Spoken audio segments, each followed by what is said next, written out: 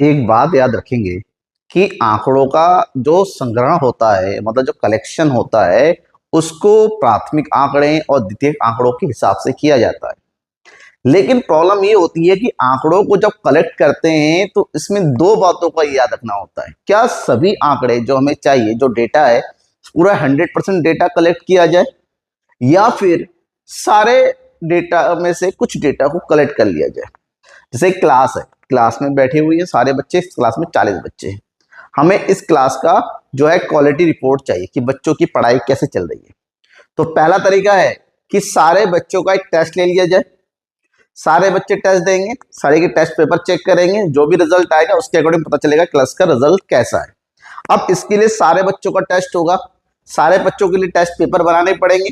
लिखने के लिए शीट चाहिए, पेन चाहिए, टाइम चाहिए होगा, इन्विजिलेटर चाहिए होगा, मतलब समय, श्रम और पैसा, तीनों चीज चाहिए होता है।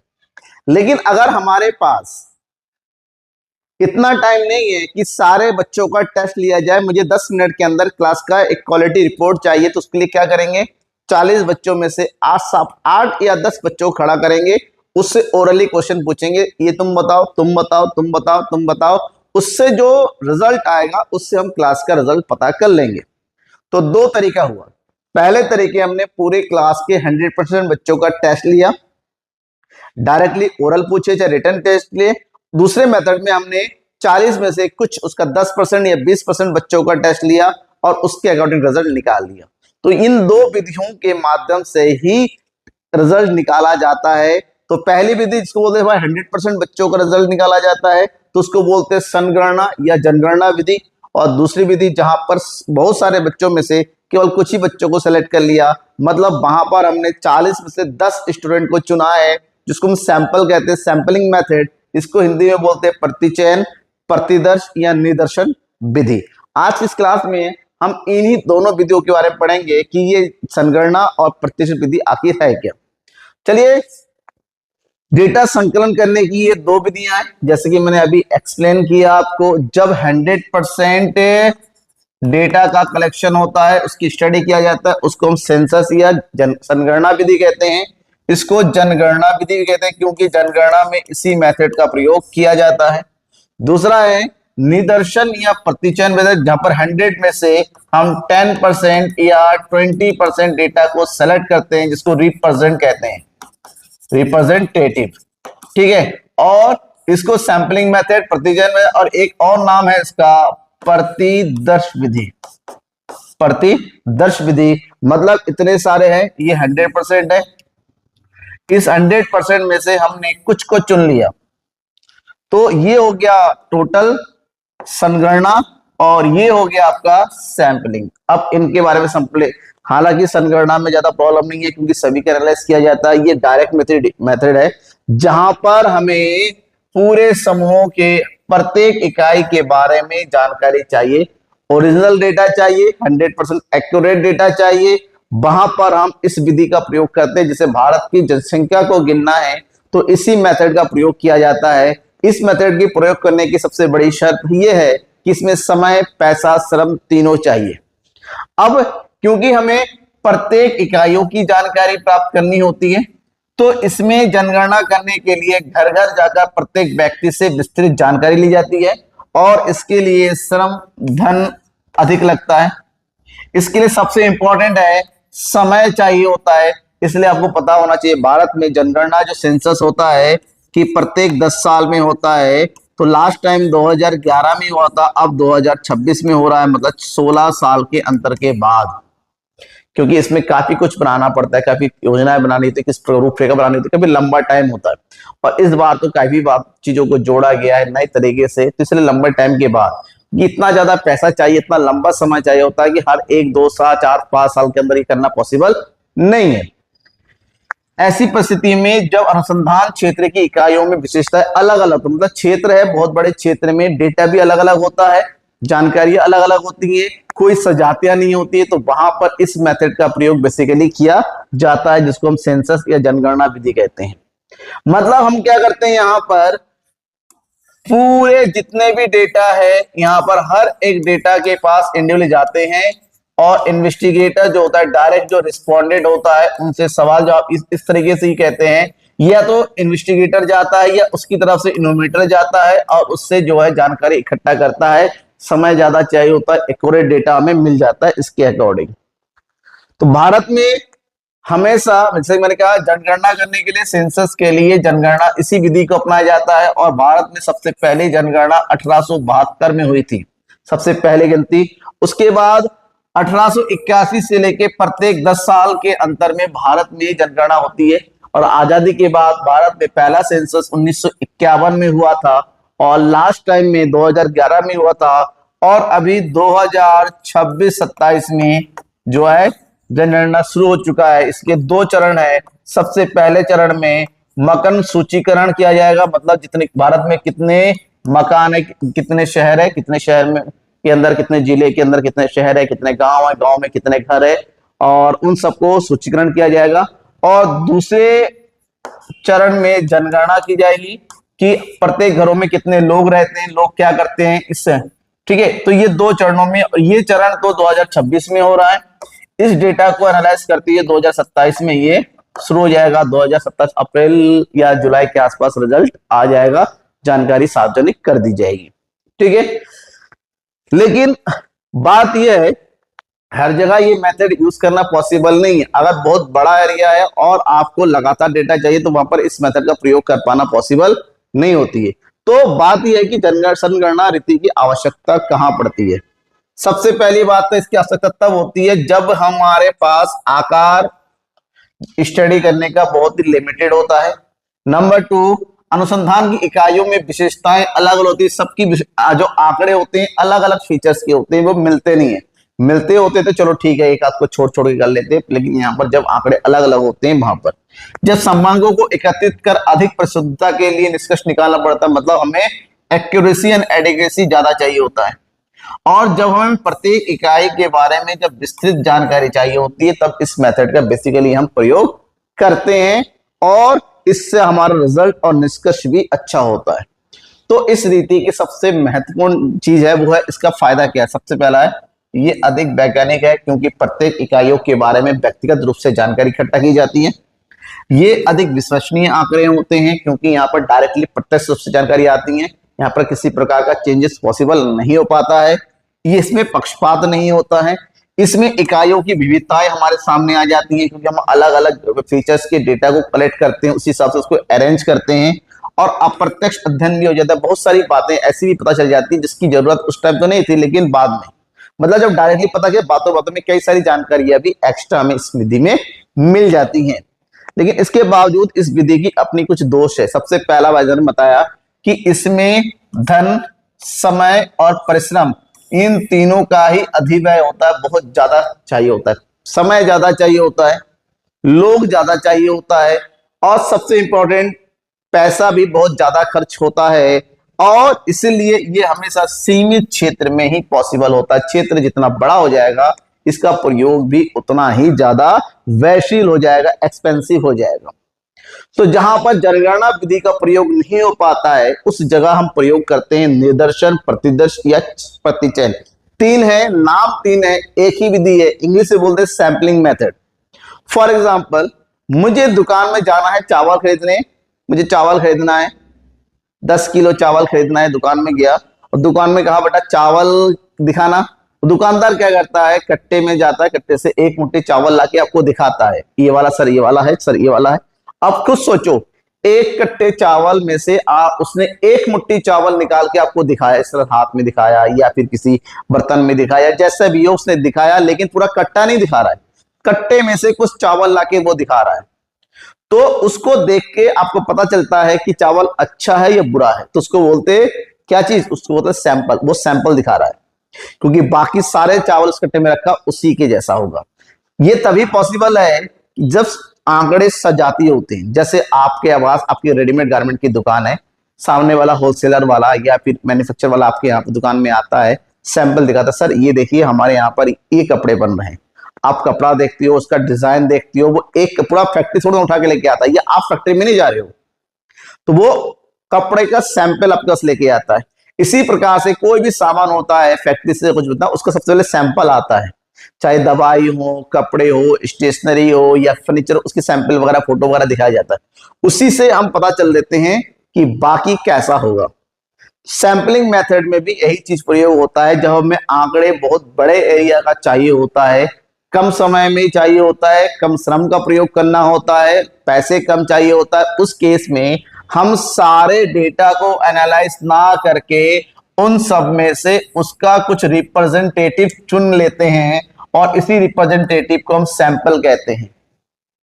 तो पूरी यूनिवर्स में से, पूरी जनसंख्या में से, पूरी सेंसस में से कुछ को चुनकर उसके बारे में एनालाइज करने की इसी प्रक्रिया को सैंपलिंग या प्रतिचयन मेथड के नाम से जानते हैं। निदर्शन कहते हैं या प्रतिदर्श कहते हैं, कहीं के अलग अलग नाम है, मैंने सारे नाम यहां पर लिख दिए हैं। ये अनुमान लगाने की एक ऐसी विधि है जो वैज्ञानिक रूप से प्रयोग की जाती है। सबसे बड़ा एग्जाम्पल मैं बताता हूं। 100 लोग मिलके पर्ची में नाम लिखते हैं और एक डब्बे में डालते हैं, उसमें से 2-3 विनर निकालने हैं। तो 25 में से सारे पर्ची को जितने भी लोग हैं पार्टिसिपेट करने उसमें डाल देते हैं। 3 पर्चियां निकाली जाती हैं, पहली पर्ची फर्स्ट, सेकंड पर्ची सेकंड और थर्ड, और उसमें कोई भी हो सकता है। तो इस विधि को हम लॉटरी मेथड कहते हैं और ये भी आपका सैंपलिंग का ही एक प्रकार है। तो निर्देशन पद्धति की परिभाषा की अगर बात करते हैं, इसमें निदर्शन मतलब सैंपलिंग, ध्यान रखिए जब भी निर्देशन की बात करता हूं यहां पर सैंपलिंग ही है।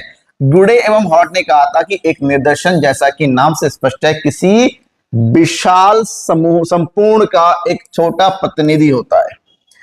फेयरचाइल्ड के अनुसार निदर्शन वह प्रक्रिया है जिसके द्वारा एक विशिष्ट समग्र में से निश्चित संख्या में से व्यक्तियों, विषयों, निदर्शनों को निकाला जाता है।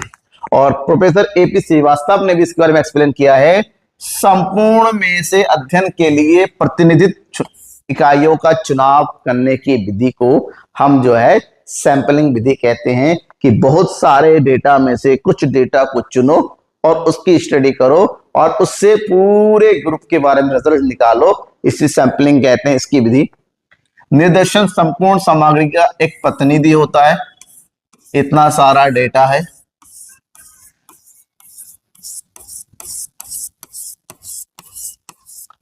और इस डेटा को एनालाइज करने के लिए इसमें से कुछ डेटा को सिलेक्ट कर लिया जाता है, ठीक है। तो संपूर्ण में से कुछ को सेलेक्ट करने की इस प्रक्रिया को निर्देशन स्वरूप समग्र के अनुरूप छोटा होता है, ये बड़ा है और ये छोटा है। निर्देशन शुद्धता में अधिक मात्रा में होनी चाहिए, मतलब ये हर एक ग्रुप को रिप्रेजेंट करता हुआ होना चाहिए। विषय के अनुकूल होना चाहिए, मतलब हमारा जो उद्देश्य की पूर्ति होनी चाहिए। अब इसके गुण है, गुण तो है ही, क्यों? क्योंकि हमें कम समय में बहुत सारा डेटा मिल जाता है, कम खर्च होता है, कम समय चाहिए होता है, अधिक गहन अध्ययन मिल हो जाता है, कम डेटा को बारीकी से अध्ययन कर सकते हैं, शुद्ध निष्कर्ष निकल सकते हैं अगर वैज्ञानिक प्रक्रिया का प्रयोग करते हुए हमने बिना पक्षपात करते हुए डेटा सेलेक्ट किया। सूचनाओं की प्रगति प्राप्ति में सुविधा हो जाती है और प्रशासनिक उसको मेंटेन करना भी आसान रहता है। लेकिन खुश मत होइए, इस जिस इतने ज्यादा इसमें अच्छाइयां हैं उतनी बुराइयां हैं, क्योंकि इस मेथड में जो सेलेक्ट होते हैं, जैसे फॉर एग्जांपल है एक क्लास में 40 स्टूडेंट्स है, ठीक है, उस 40 स्टूडेंट में से हमें 5 बच्चे चुनने हैं, 5 बच्चे चुनने हैं। इन 5 बच्चों को लेके स्पोर्ट्स रूम में लेके जाना है और वहां पर से स्पोर्ट्स करना। 40 बच्चों में से 5 बच्चे चुनने हैं। अब इसके लिए हमने क्या कर दिया, अपने स्कूल के पीटीआई से बोला कि सर जाओ 5 बच्चे लेके आओ, स्पोर्ट्स रूम में थोड़ा स्पोर्ट्स का काम कराना है, ठीक है। पीटीआई सर गए, उन्होंने अपने मनपसंद उस क्लास के 5 बच्चों को चुन लिया जो उनके फेवरेट स्टूडेंट है और वो यहाँ पर जा रहे हैं। तो ये इसको पक्षपात बोलेंगे, क्योंकि उन्होंने रैंडमली नहीं चुना, उन्होंने जाके किया तुम खड़े हो जाओ, चलो मेरे साथ। तो इसमें पक्षपात की संभावना बहुत ज्यादा रहती है। विशेष ज्ञान की आवश्यकता होती है, जिसको सैंपलिंग चूज करने की नॉलेज नहीं है कि किस तरह से चुना जाता है, किस तरह से यहाँ पर ग्रुप बनाया जाता है, हर ग्रुप में किस तरह से कोटा फिक्स किया जाता है, इसके बारे में जानकारी ना हो तो सैंपलिंग गलत हो सकता है, और सैंपल ही गलत हो गया तो रिजल्ट तो गलत होगा ही। प्रतिनिधि निदर्शन का चुनाव में कठिनाई होती है, हर कोई जो है प्रतिनिधि नहीं चुन सकता, सैंपल नहीं चुन सकता है, और निर्देशन पालन करने में बहुत ज्यादा कठिनाई होती है। किस तरह से, जरूरी थोड़ी ना है, जैसे मैंने कहा कि 40 बच्चों की क्लास में से हमें रिजल्ट निकालना है क्वालिटी, और उसमें से 10 बच्चों को खड़ा कर दिया। जरूरी थोड़ी ना कि 10 बच्चे अच्छे होंगे, 10 के 10 नालायक हुए तो पूरी क्लास क्या खराब है, या 10 के 10 बच्चे बहुत अच्छे हुए तो क्या सारे बच्चे अच्छे हैं? ऐसा नहीं होता है। तो यहाँ पर रिजल्ट निकालने में भी बहुत सारी कठिनाइयां हमारे सामने होती हैं। अब बात यह है कि निर्देशन का सैंपल चुना कैसे जाता है, किस तरह से सैंपलिंग का चुनाव होता है। इसके कई तरीके हैं, जिसमें साविचार या उद्देश्यपूर्ण निर्देशन हो गया, दैव निर्देशन हो गया, विस्तृत निर्देशन हो गया, मिश्रित अथवा स्तरित निर्देशन हो गया, और इसके अलावा भी कुछ और है, कोटा, बहुचरण, बहुस्तरीय, विधानुसार, स्वनिर्वाचित निर्देशन और क्षेत्रीय निर्देशन। चलिए इनके बारे में भी थोड़ा थोड़ा इनके बारे में जानकारी इकट्ठा कर लेते हैं कि किस तरह से जो है सैंपल कलेक्ट किया जाता है अलग अलग मेथड में। सबसे पहला मेथड है साविचार या उद्देश्यपूर्ण निर्देशन, डेलिब्रेट और पर्पसिव मैथ सैंपलिंग। ये सबसे आसान सैंपलिंग का मेथड है। इसके अकॉर्डिंग हम ये देखते हैं कि हमें सैंपल चुनने का हमारा उद्देश्य क्या है। हमारा उद्देश्य क्या है? मान लीजिए हमें क्रिकेट टीम चुनना है। क्या चीज चुनना है? एक क्रिकेट टीम चुनना है, और हमारे क्लास में 9 से लेकर 12 तक 4 क्लासों में टोटल 120 बच्चे हैं, लेकिन क्रिकेट टीम के लिए हमें केवल 15 स्टूडेंट चाहिए, 11 खिलाड़ी और 4 एक्स्ट्रा। तो 120 बच्चों में से क्रिकेट खेलने वाले स्टूडेंट चाहिए। तो साविचार इसलिए बोलते हैं क्योंकि यहां पर जो क्रिकेट का कोच होगा वो इन 120 बच्चों में से कहेगा कि भैया इसमें क्रिकेट खेलने वाले कौन कौन है। तो 120 बच्चों में से 30 बच्चे निकल के आ जाते हैं कि मुझे क्रिकेट बहुत ज्यादा पसंद है। अब सामने वाले बंदे को 130 में से 15 लोग चुनने हैं, तो वो अपने हिसाब से बेस्ट 15 क्रिकेट प्लेयर को चुनेगा। इसका मतलब होता है 120 बच्चों में से चुनाव नहीं हो रहा है, 30 बच्चों में से चुनाव हो रहा है। क्यों? क्योंकि यहां पर उद्देश्य की पूर्ति करनी है। जैसे फॉर एग्जांपल एक और एग्जांपल देते हैं, मैथ क्विज प्रोग्राम है 11th और 12th के बच्चों के। तो जाहिर सी बात है मैथ क्विज है तो 11 12 के वही बच्चे पार्टिसिपेट करेंगे जो मैथ्स के स्टूडेंट है, बाकी लोग रह जाएंगे। मतलब यहां पर सबको प्रतिनिधित्व नहीं मिलता है। यहां पर उन्हीं को as a sample, as a प्रतिनिधि चुना जाता है जो उस उद्देश्य की पूर्ति कर रहा हो। इसलिए इसको सविचार या फिर उद्देश्यपूर्ण निर्देशन के नाम से जानते हैं। यहां पर अनुसंधानकर्ता के पास पूरा राइट होता है कि वो अपने अकॉर्डिंग डेटा को कलेक्ट करे और अपने उद्देश्यों की पूर्ति करे। जहोदा और क्विक ने इसके बारे में कहा था कि उद्देश्यपूर्ण निर्देशन के पीछे यह आधारभूत मान्यता होती है कि उचित निर्णय और उपयुक्त कुशलता के साथ व्यक्ति निर्देशन में सम्मिलित करने हेतु उन मामलों को चुन सकता है। ठीक है, समझ में आ गया। अब नेक्स्ट मेथड की बात करते हैं, दैव निर्देशन, रैंडम सैंपलिंग। रैंडम सैंपलिंग एक ऐसा सैंपलिंग मेथड है जहां पर जितने भी हमारे टोटल डेटा होता है उसमें से अगर 10 डेटा कलेक्ट करना है, चुनना है, 10 सैंपल चुनना है, तो सबको इक्वल चांस मिलता है यहां पर चुने जाने का।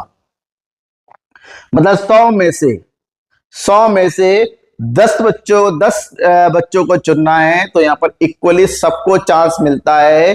उसमें सेलेक्ट होने का कौन चुना जाएगा किसी को नहीं पता। तो ऐसे मेथड में जब इक्वली सबको चांस मिलता है चुने जाने का, उसको हम दैव या फिर रैंडम सैंपलिंग के नाम से जानते हैं। यहां पर किसी प्रकार का पक्षपात नहीं होता है, सबके लिए एक जैसे नियम लागू होते हैं, सबको एक जैसी संभावना प्राप्त होती है। अब इसमें भी कुछ अलग अलग प्रकार है रैंडमली डेटा कलेक्ट करने का, जिसमें सबसे पहला है लॉटरी।